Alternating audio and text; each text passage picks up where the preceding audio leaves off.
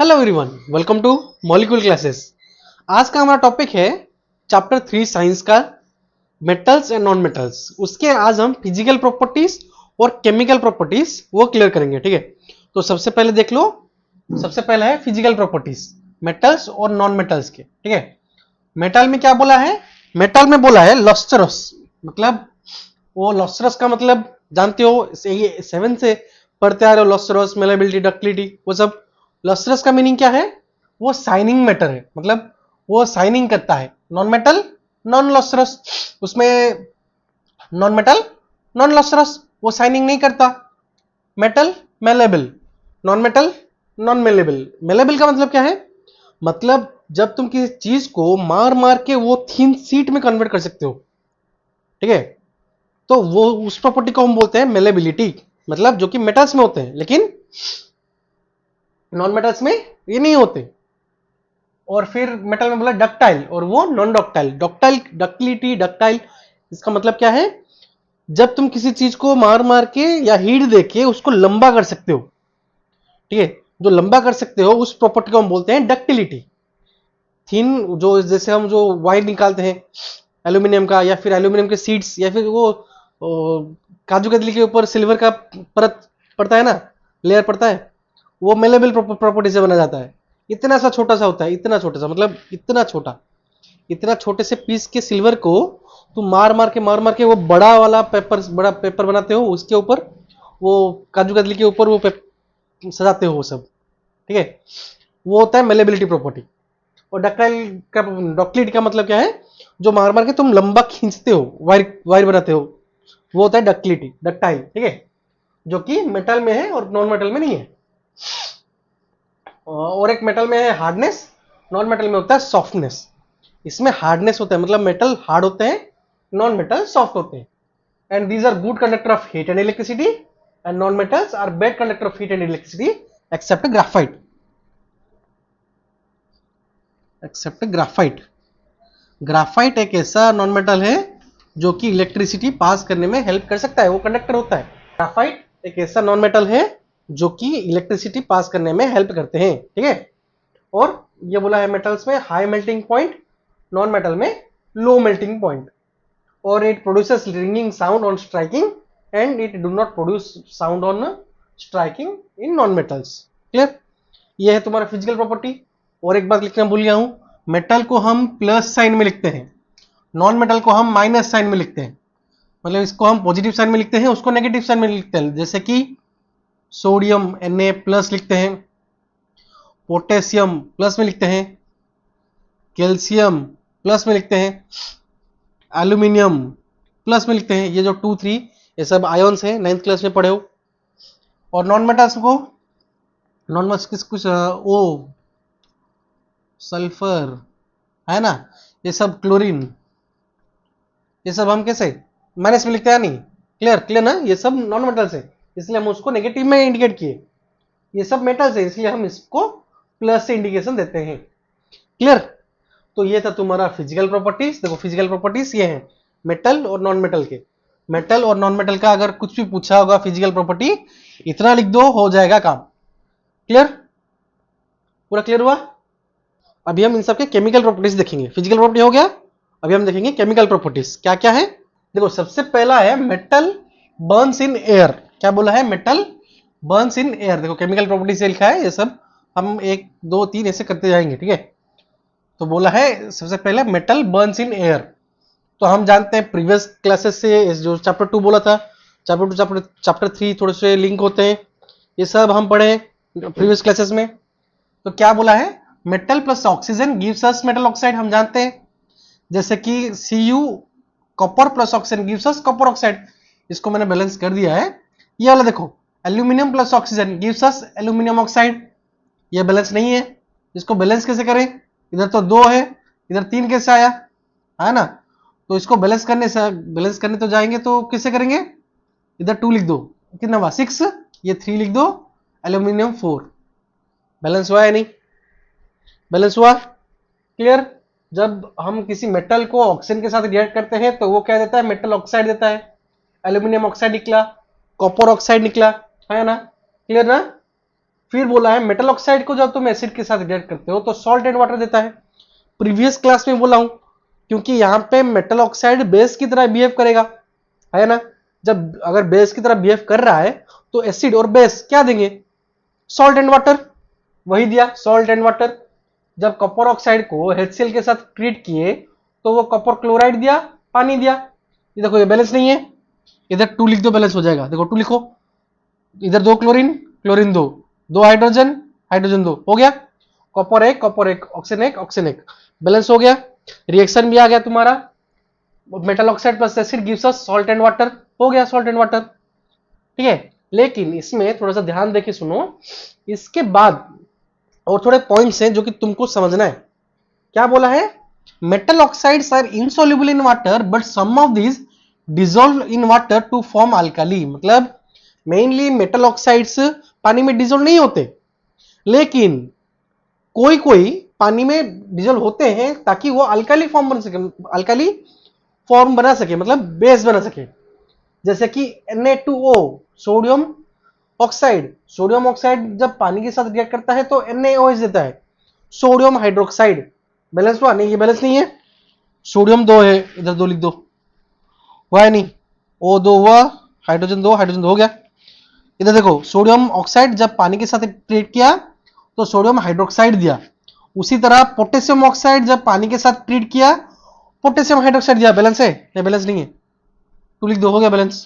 देखो, ठीक है, समझिए ये वाला पॉइंट क्या बोला है, metal oxides are insoluble in water but some of this dissolved in water to form alkali. मतलब कोई कोई मेटल ऑक्साइड पानी मिल जाते हैं ताकि वो अल्काली बना सके, लेकिन most of the metal oxide वो पानी में डिसॉल्व नहीं होते, कोई कोई पानी में डिसॉल्व होता है। जैसे कि ये वाला, ये दो पानी के साथ रिएक्ट करते हैं, कौन, सोडियम और पोटेशियम ऑक्साइड। सोडियम ऑक्साइड कौन कौन, सोडियम ऑक्साइड और पोटेशियम ऑक्साइड पानी के साथ ट्रीट करते हैं तो सोडियम हाइड्रोक्साइड और पोटेशियम हाइड्रोक्साइड देते हैं।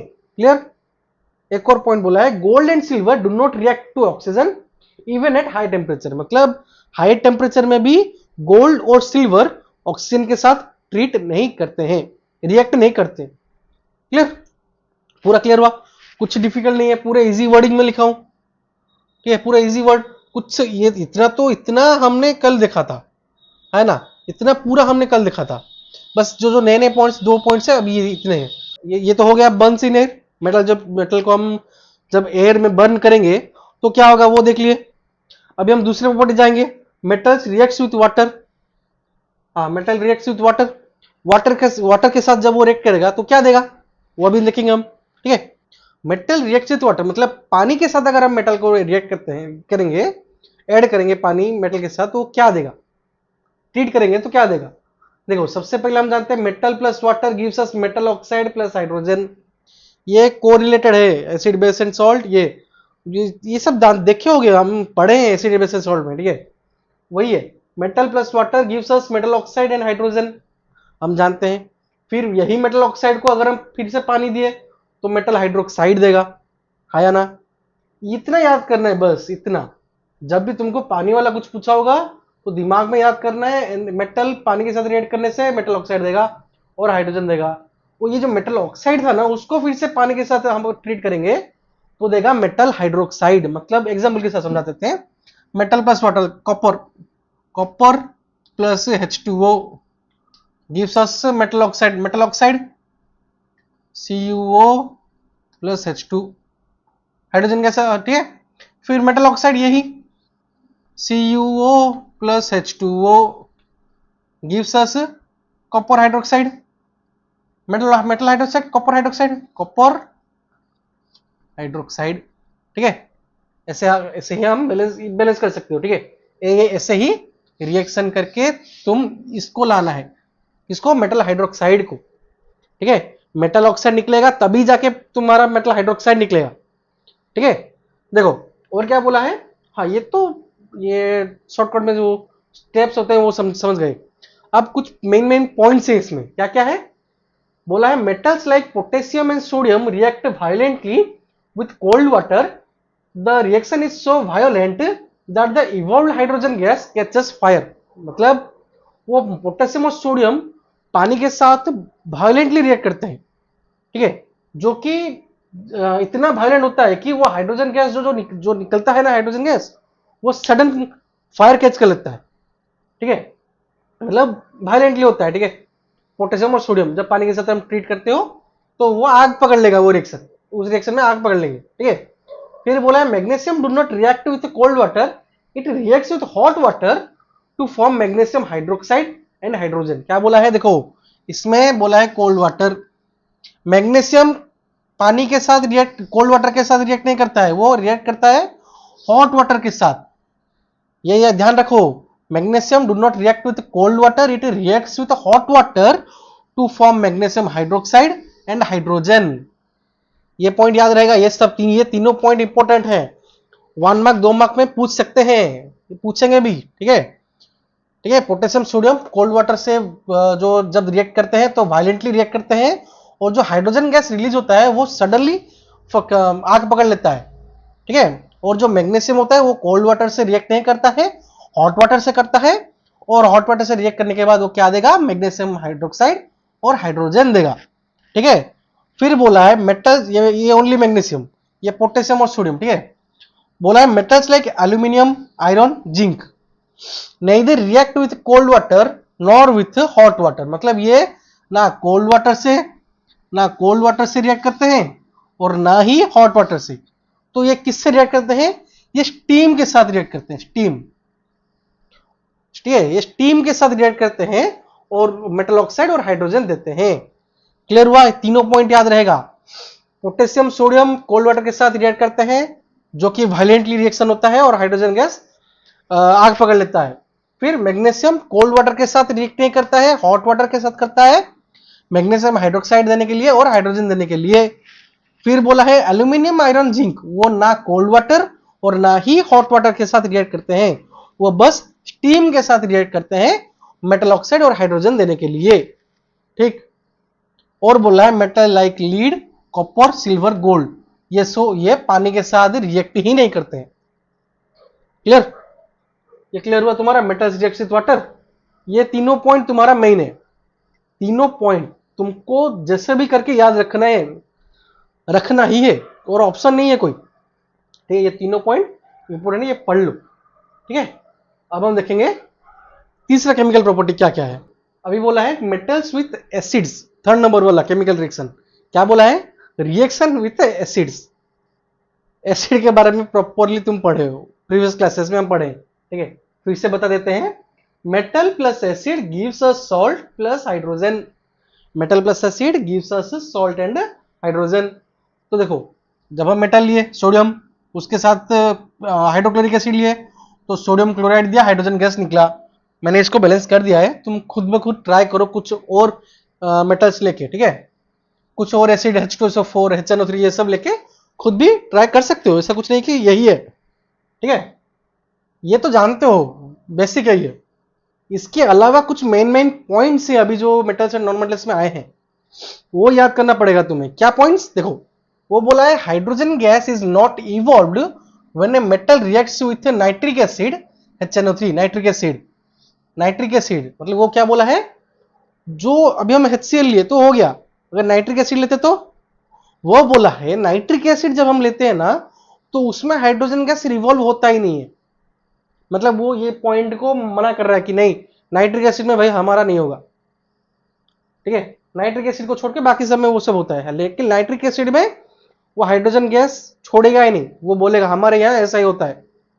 ठीक है, तो क्या बोला है नाइट्रिक एसिड में, एज HNO3 मतलब nitric acid is a strong oxidizing agent, it oxidizes the hydrogen and produces water and itself gets reduced to nitrogen oxides। मतलब नाइट्रिक एसिड खुद ब खुद एक ऑक्सीडाइजिंग एजेंट है। ये क्या है, ऑक्सीडाइजिंग एजेंट। तो वो क्या करता है ना, वो हाइड्रोजन को ऑक्सीडाइज करके पानी कन्वर्ट कर देता है पानी में, और खुद नाइट्रोजन ऑक्साइड के फॉर्म में निकल जाता है। याद रहेगा ना, HNO3 में वो क्या करता है ना, हाइड्रोजन गैस देता ही नहीं है। ठीक है, हाइड्रोजन गैस देता ही नहीं है, हाइड्रोजन के अलावा क्या देता है, वो हाइड्रोजन को ऑक्सीडाइज करके पानी निकाल देता है, और उसको क्या करता है, वो खुद नाइट्रोजन ऑक्साइड के फॉर्म में निकल जाता है, रिड्यूस हो जाता है, निकल जाता है। ठीक है, अगर एग्जाम्पल देखेंगे तो सोडियम को अगर हम नाइट्रिक एसिड के साथ रिएक्ट किए तो सोडियम नाइट्रेट दिया, नाइट्रोजन मोनोऑक्साइड दिया एंड पानी दिया। देखो H2 जो निकलने वाला था H2 उसको पानी में कन्वर्ट कर दिया हमने अभी जस्ट पढ़ा। It oxidize the hydrogen and produces water. Hydrogen को ऑक्सीडाइज किया, पानी बना दिया और अपने आप को रिड्यूस करके नाइट्रोजन ऑक्साइड के फॉर्म में निकला है ना। लेकिन रुको जरा, सब्र करो, इसमें एग्जाम्पशन है। क्या है? यहां पे मैग्नीशियम और मैंगनीज दोनों रिएक्ट करते हैं नाइट्रिक एसिड के साथ हाइड्रोजन गैस देने के लिए। ठीक है, मतलब थोड़ा सा जो प्लान में थोड़ा सा चेंज है। ठीक है, क्या है? जैसे कि बोला है, हमको बोल दिया कि ये HNO3 में हाइड्रोजन गैस नहीं देगा, वो पानी करेगा और नाइट्रोजन ऑक्साइड फॉर्म में देगा। लेकिन ये दो महाशय ये मना के नहीं, हम यही फॉलो करेंगे। मैग्नीशियम और मैंगनीज बोले हम यही लॉ फॉलो करेंगे। क्या? हम हाइड्रोजन नहीं देंगे भाई, हम तुम नाइट्रिक एसिड के साथ मिले या फिर किसी और के एसिड के साथ मिले, हम हाइड्रोजन गैस ही देंगे। ये जिद्दी है, ये हाइड्रोजन गैस ही देंगे और कोई नहीं देगा। ठीक है, बाकी सब हाइड्रोजन गैस कन्वर्ट होगा पानी में और वो नाइट्रोजन ऑक्साइड फॉर्म करेगा। ठीक है, इतना है तुम्हारा मेटल्स ऑफ एसिड्स, इतना तुम्हारा केमिकल प्रॉपर्टीज है। ठीक है, बट ये ध्यान में रखना क्योंकि बाकी सब नहीं देंगे, लेकिन मैग्नीशियम और मैंगनीज ये दोनों HNO3 के साथ रिएक्ट करते हैं हाइड्रोजन गैस देने के लिए, बाकी कोई नहीं देगा। सब वो ऑक्सीडाइज होके हाइड्रोजन ऑक्सीडाइज होके पानी देगा और वो रिड्यूस होके खुद ब खुद एक नाइट्रोजन ऑक्साइड में फॉर्म करेगा। ठीक है, तो ये है तुम्हारा chemical reaction, physical properties and chemical properties of metals and non metals. ठीक है, तो आज के लिए इतना ही। अगर वीडियो अच्छी लगी, कुछ जाने समझे सीखे तो अपने दोस्तों के साथ शेयर करो, उनको भी बताओ। ये इजी मेथड है भाई, पूरा इजी से बताया हूं, कुछ डिफिकल्ट नहीं है। ये पॉइंट्स बार बार थोड़ा सा लिख लो, रट लो, कुछ भी करो, दिमाग में डाल लो। जो आंख का एक लेंस होता है ना, उसमें लिख दो कि हाँ ये ऐसे ऐसे होता है। ठीक है, एग्जाम में बहुत हेल्प करेंगे ये पॉइंट्स, बहुत हेल्प करेंगे। ठीक है, तब तक बाय बाय, पढ़ते रहो, बढ़ते रहो।